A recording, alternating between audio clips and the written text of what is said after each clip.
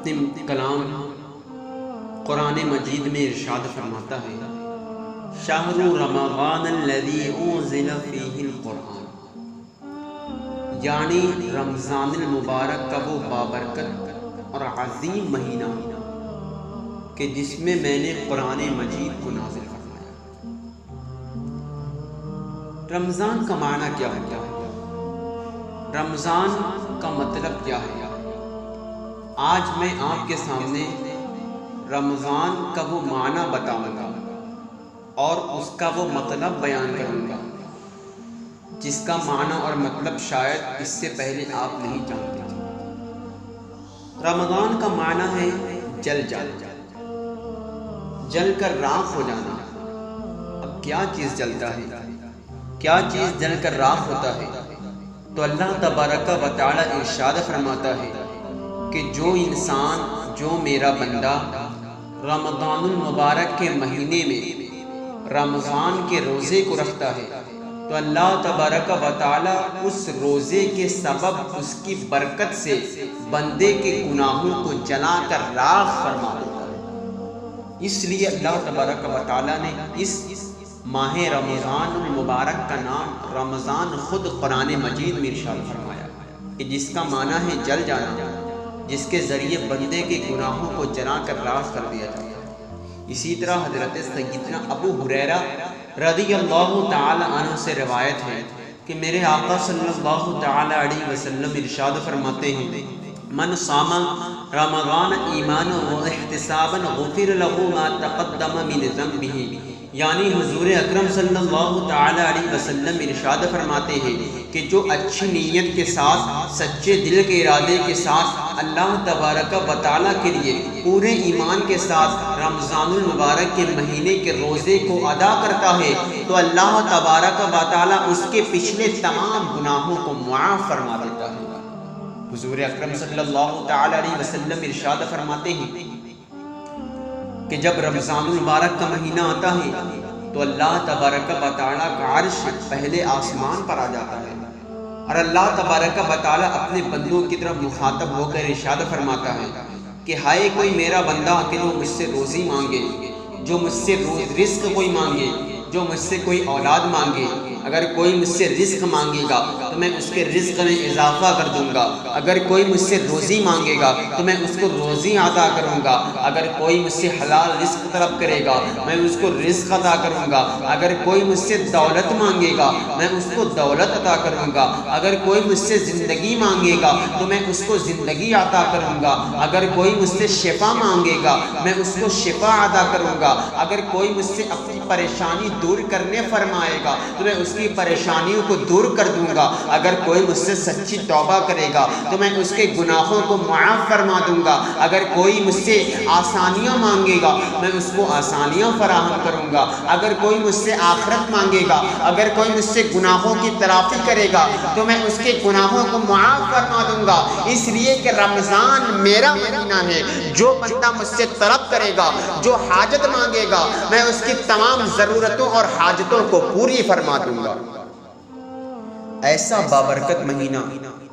یہ رمضان المبارک کا ہے۔ میرے آقا صلی اللہ تعالی علیہ وسلم رمضان المبارک سے پہلے صحابہ کرام رضوان اللہ تعالی علیہ مجمعین کو تعلیم دیا کرتے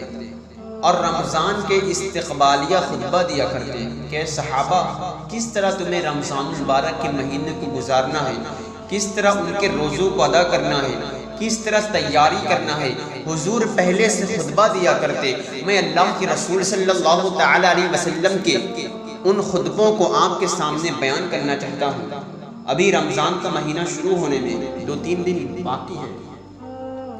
چونکہ اللہ کے مقدس رسول صلی اللہ تعالی علیہ وسلم رمضان سے پہلے صحابہ کرام کو خطبہ دیا کرتے اور ابھی رمضان المبارک کے مہینہ شروع ہونے میں 2 دن باقی ہے،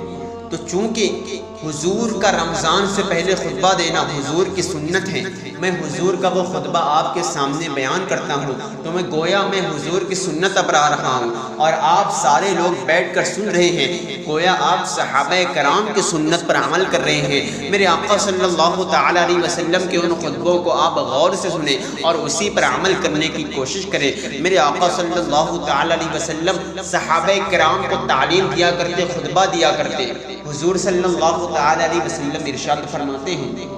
کہ اے صحابہ، رمضان المبارک کا مہینہ آنے والا ہے۔ رمضان المبارک کا وہ عظیم بابرکت مہینہ کہ جس میں ایک ایسی رات ہے کہ جو 1000 مہینے سے افضل ہے۔ جعل اللہ صیامہ فریضہ، اللہ تبارک و تعالیٰ نے اس مہینے کے روزے کو فرض قرار دیا ہے۔ فقیامہ لیلۃ التطوع، اور اللہ تبارک و تعالیٰ نے اس مہینے میں رات کی قیام کو نفل بنایا ہے۔ میرے آقا صلی اللہ تعالیٰ علیہ وسلم آگے ارشاد فرماتے ہیں اگر کوئی اس مہینے میں کوئی ایک نفل کام کرتا ہے تو اللہ تبارک و تعالیٰ اس کے اجر کو بڑھا کر ایک فرض کے برابر کر دیتا ہے، اور اگر کوئی اس مہینے میں ایک فرض ادا کرتا ہے تو اللہ تبارک و تعالیٰ اس کو 70 فرضوں کا ثواب عطا کرتا ہے، اس کو ایک فرض کے بدلے 70 فرضوں کا ثواب دیا جاتا ہے۔ میرے آقا صلی اللہ تعالیٰ علیہ وسلم آگے ارشاد فرماتے ہیں وَهُوَ شَهْرُ الصَّبْرِ، کہ اے میرے صحابہ یہ صبر کا مہینہ ہے۔ اگر تمہیں پیاس لگے تو تم صبر کر لینا، اگر تمہیں بھوک کی شدت تڑپائے تو تم صبر کر لینا، اگر پیاس کی شدت کی وجہ سے تمہارا حلق سوکھ جائے گا تو تم صبر کر لینا، اس لیے کہ ثواب کوئی چھوٹا نہیں ہے، صبر کا ثواب کوئی کم نہیں ہے، صبر کا ثواب کوئی ضائع نہیں ہوگا، بلکہ میرے آقا صلی اللہ تعالیٰ علیہ وسلم ارشاد فرماتے ہیں وَالصَّبْرُ ثَوَابُهُ الْجَنَّةُ، اور صبر کا ثواب جنت ہے۔ میرے آقا صلی اللہ تعالیٰ علیہ وسلم آگے ارشاد فرماتے ہیں کہ میرے صحابہ وَشَهْرُ الْمُوَاسَاةِ، یہ ایک دوسرے سے آپس میں پیار کرنے کا مہینہ ہے، ایک دوسرے سے محبت کرنے کا مہینہ ہے، ایک دوسرے سے ہمدردی کرنے کا مہینہ ہے، ایک دوسرے سے دکھ بانٹنے کا مہینہ ہے۔ آپ ذرا غور کریں آج ہمارے حالات کس طرح نازک ہوتے چلے جا رہے ہیں۔ آج ہمارے گھر میں ایک بھائی دوسرے بھائی سے جل رہا ہے، ایک انسان دوسرے انسان سے جل رہا ہے، ایک فیملی دوسرے فیملی کے لیے کینہ اور بغض حاسد بن کر رہ رہا ہے۔ یہاں تک کہ آج کیا نازک دور ہے، ایک مرید دوسرے مرید سے جل رہا ہے، ایک پیر دوسرے پیر سے جل رہا ہے، ایک خانقاہ دوسری خانقاہ سے جل رہی ہے، ایک عالم دوسرے عالم سے جل رہا ہے۔ کسی کو عزت ملی تو ہمیں ہضم نہیں ہوتی، کسی کو دولت مل جاتی ہے تو ہم جلنے لگتے ہیں، حضور کے فرمان کو ہم بھول کر بیٹھ گئے، حضور کی تعلیمات سے ہم دور ہوتے چلے جائے، حضور کے پیغامات ہمیں یاد نہیں رہتے۔ حضور ارشاد فرماتے ہیں کہ اے میرے صحابہ وَشَهْرُ الْمُوَاسَاةِ، ایک دوسرے سے پیار کرنے کا مہینہ ہے، یہ ایک دوسرے سے محبت کرنے کا مہینہ ہے، یہ ایک دوسرے سے ہمدردی کرنے کا مہینہ ہے، یہ ایک دوسرے سے آپس میں دکھ بانٹنے کا مہینہ ہے۔ میرے آقا صلی اللہ تعالیٰ علیہ وسلم آگے ارشاد فرماتے ہیں بشہر یزاد رزقہ المؤمن، اے میرے صحابہ یہ وہ بابرکت مہینہ ہے، یہ وہ عظیم مہینہ ہے، وہ ترین مہینہ ہے کہ جس میں بندے کے رزق میں اضافہ کر دیا جاتا ہے۔ اگر بندہ کوئی کام بھی نہ کرے، اگر بندہ کھانے کمائے کے چکر میں نہ رہے، لیکن اللہ تبارک و تعالیٰ کی رحمت یہ ہے، خدا کا کرم یہ ہوتا ہے کہ روزے کی برکت سے اللہ تبارک و تعالیٰ اس کے رزق میں اضافہ فرما دیتا ہے، اس کا رزق بڑھا دیا جاتا ہے۔ میرے آقا صلی اللہ تعالیٰ علیہ وسلم آگے ارشاد فرماتے ہیں من فطر فیہ صائما، اور جس نے اس مہینے میں کسی روزے دار کو افطار کروایا، کسی روزے دار کو افطار کرایا، تو اللہ کے رسول صلی اللہ تعالیٰ علیہ وسلم اس کے لیے ارشاد فرماتے ہیں کان لہ مغفرۃ من ذنوبہ، کہ اللہ تبارک و تعالیٰ اس کے گناہوں کو معاف فرما دیتا ہے۔ حضور آگے ارشاد فرماتے ہیں کہ اس کو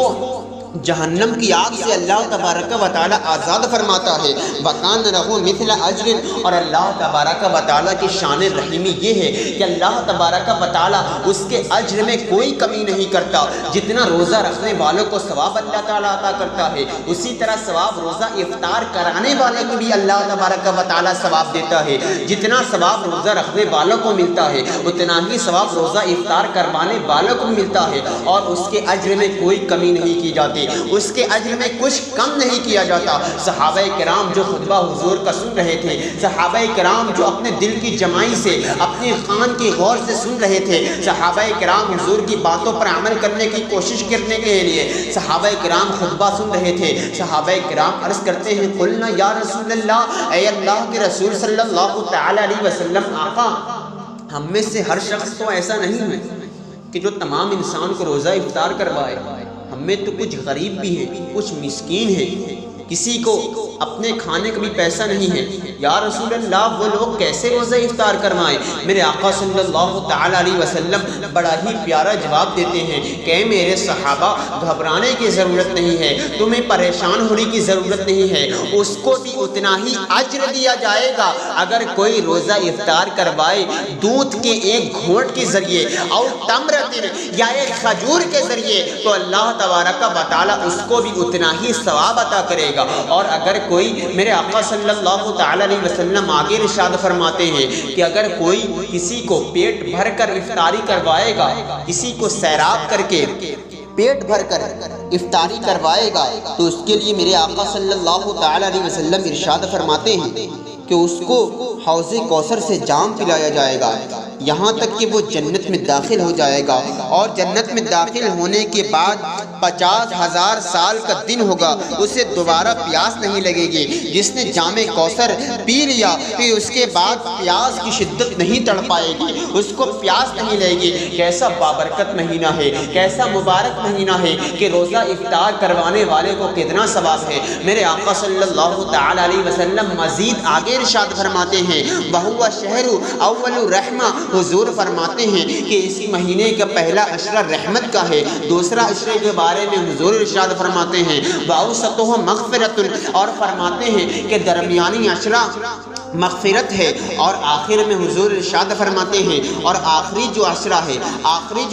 ہے وہ جہنم سے آزادی کا ہے، جہنم سے آزادی کا پروانہ ہے۔ خدا سے اپنی رحمت مانگ لو، خدا سے بخشش طلب کر لو۔ آخری جو مہینہ ہے وہ جہنم سے آزادی کا مہینہ ہے۔ میرے آقا صلی اللہ تعالی علیہ وسلم مزید آگے ارشاد فرماتے ہیں کہ جو انسان اپنے غلام، اپنے ملازم سے نرمی کرے گا، اس سے تھوڑا کم کام لے گا، تو اللہ تبارک و تعالی اس کے بھی گناہوں کو بخش دے گا، اس کو بھی معاف فرما دے گا، جہنم کی آگ سے آزاد کر دے گا۔ میرے آقا صلی اللہ تعالی علیہ وسلم آگے ارشاد فرماتے ہیں کہ ہر چیز کی زکوٰۃ ہوتی ہے، اور جسم کی زکوٰۃ روزہ ہے۔ خوش نصیب وہ شخص ہے جو روزے کو خشوع اور خضوع کے ساتھ گزارتا ہے۔ کس قدر فضیلت کی بات ہے، میرے آقا صلی اللہ تعالی علیہ وسلم نے کس قدر رمضان المبارک کی یہ فضیلت ارشاد فرمائی ہے۔ اگر اب بھی کوئی اس فضیلت کو سننے کے بعد رمضان المبارک کے مہینے کے روزے کو نہیں رکھتا، تو یقیناً آپ ذرا سمجھے کہ کتنا بڑا وہ احمق انسان ہے کہ جو اتنی فضیلت کو سننے کے باوجود بھی رمضان المبارک کے مہینے کے روزے کو نہیں رکھتا۔ میرے آقا صلی اللہ تعالی علیہ وسلم آگے ارشاد فرماتے چلے جاتے ہیں کہ تراویح کی نماز نہ چھوڑو، اللہ تبارک و تعالی تراویح کی نماز کے ایک سجدے کے بدلے 1,500 نیکی لکھتا ہے۔ آپ ذرا غور کریں کہ ایک سجدے کے بدلے 1,500 نیکی لکھی جاتی ہے۔ 20 رکعت تراویح کی نماز، 40 سجدے، تو آپ غور کریں کہ آپ کی 60,000 نیکی